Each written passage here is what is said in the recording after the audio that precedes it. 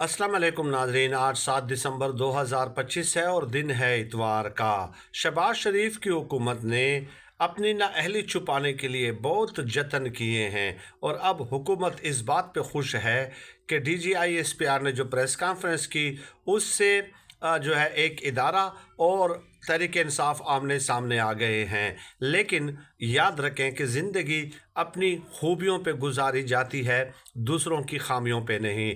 अब एक ऐसी खबर आई है जिसने शहबाज हुकूमत पे, नवाज शरीफ और मरियम नवाज पे एक किस्म की बिजलियां गिरा दी हैं, 11,000 वोल्ट का झटका दिया है। वो खबर ये है कि फ्रांस का एक रिसर्च और सर्वे का इदारा है और उसकी रिपोर्ट छपी है एक्सप्रेस ट्रिब्यून में। उसमें ये कहा गया है कि पाकिस्तानी कुल आबादी का यानी कि 25 करोड़ में से 18% लोग जो हैं वो इस हुकूमत की मुआशी कारकर्दगी से मुतमईन हैं। अब ये ज़ाहिर है ये भी नून लीग के हिमायती ही होंगे, नून लीग के वोटर्स ही होंगे जो 18% हैं। इससे आप अंदाज़ा लगा लीजिए कितनी अलार्मिंग फिगर है। और इसके अलावा 16% लोग ऐसे हैं जो मुस्तकबिल में पाकिस्तान में सरमायाकारी के हवाले से पुरुमीद हैं, 16%।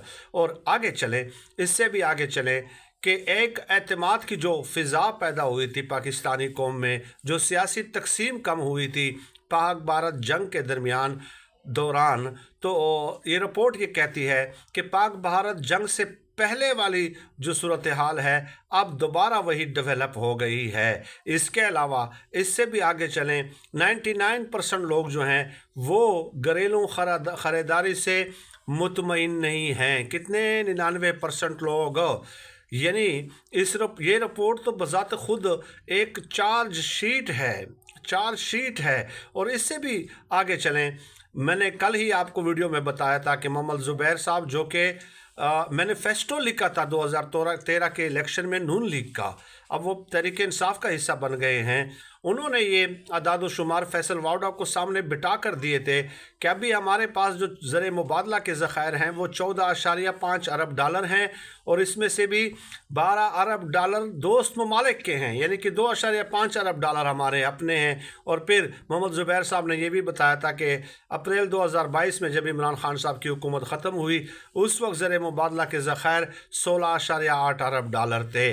तो ये ख़बर जो है शहबाज हुकूमत पे एक किस्म की चार्ज शीट है, उनके ऊपर जो है 11,000 वोल्ट का झटका है और अपनी नाअहली को वो इस आड़ में छुपा नहीं सकते कि तहरीक इंसाफ अब तसादुम के रास्ते पे आ रही है या एक इदारा आ रहा है।